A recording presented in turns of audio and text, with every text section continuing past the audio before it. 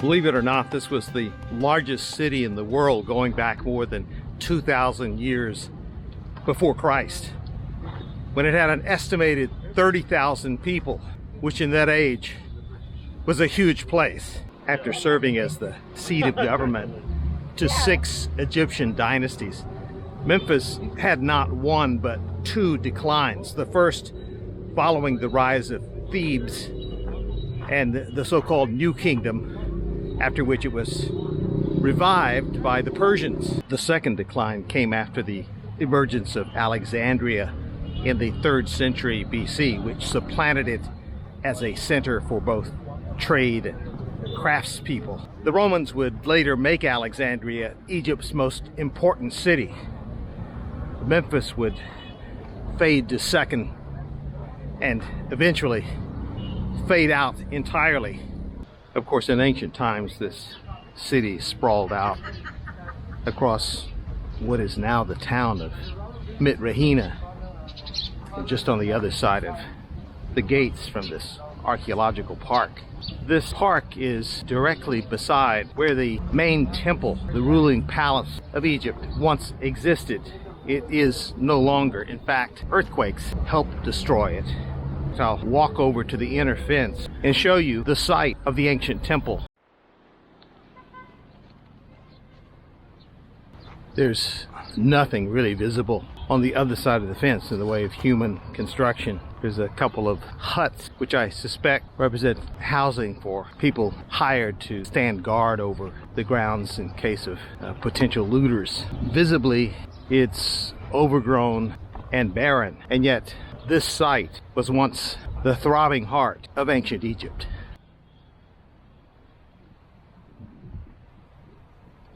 I'm entering a pavilion that is the star attraction of what is here, and that is a giant supine statue of Pharaoh Rameses II. The statue has been moved around. It was, as I understand it, discovered face down, and it was later moved to a museum in Cairo, or at least it was displayed in Cairo, and ultimately it was brought back here and placed face up in a lying position and a pavilion built around it.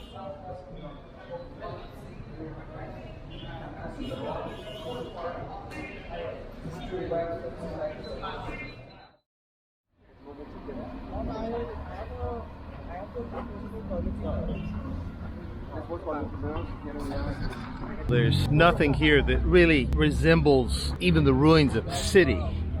It's like an outdoor repository for artifacts, statuary, and so forth found here at Memphis, which of course in ancient times spread far beyond the borders of this small archaeological park. Today, amidst what's left here that hasn't been destroyed, looted, or hauled away to museums, the once great city of the once most powerful nation on earth is essentially a memory.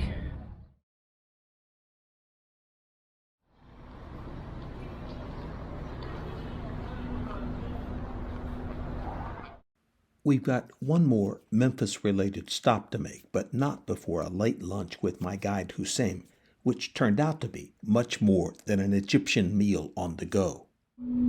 So Hussein, I'm going to depend on you to tell me what some of this is. What am I looking at here? Aubergine. And this is sesame salad, sesame, and here sesame with aubergine. It is called baba ganouk. Baba ganouk. And this? The same thing. Aubergine. Vegetables. And what do we have here? Zucchini with potatoes. Ah, okay. And I know that's rice. And repeat the name. فلافل أو طعمية أو فلافل. Tomia de falafel. أو فلافل. And what about this? It is filled with rice. It is called mahshi. Ah, Mahshi. seems good. I think I'm going to chow down here. We're sitting poolside at the Valley of the Kings restaurant, and I'm very much looking forward to enjoying this lunch. The piece de resistance has just arrived at the table, and that's the grilled beef, which in my case is still grilling.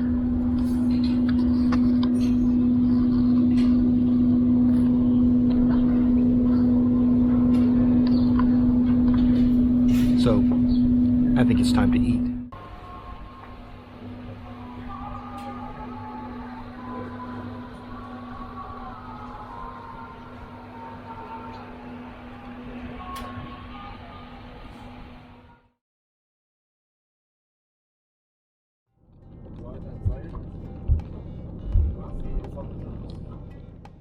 The real remaining legacy of ancient Memphis is its necropolis at nearby Saqqara, where 17 early pharaohs are entombed in the earliest of Egyptian pyramids. I've come to take a look at the very oldest, the Pyramid of Gjoser, often referred to as the Step Pyramid. The sun is intense here, and so is the wind, which is why I've moved up at the very base of this great pyramid to try to be heard. Altogether, 17 early kings of Egypt built pyramids here, that is to say Saqqara.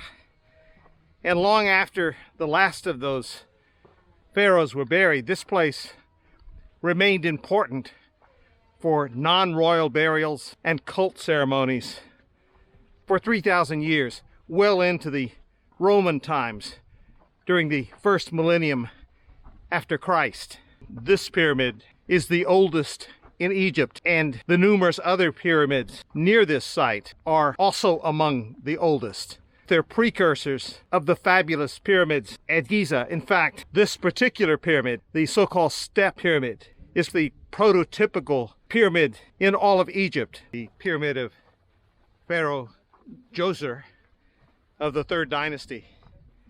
And as I said, built a century before those at Giza. It is among the earliest large-scale cut stone construction made by humans still in existence.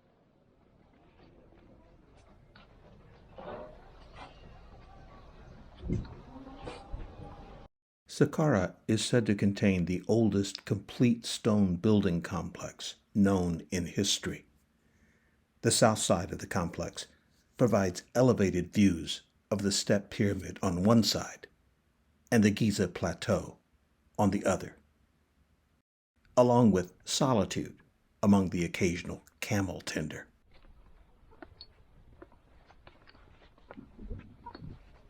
Those are the great pyramids of Giza, sprawled out in the distance, crawling with hundreds, if not thousands, of visitors even as I speak, while the great windswept necropolis of ancient Memphis lays untrammeled, a case study in marketing and public perception.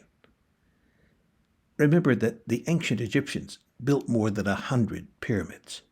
A few pharaohs built more than one, and it all began here at Saqqara, the burial ground of ancient Memphis.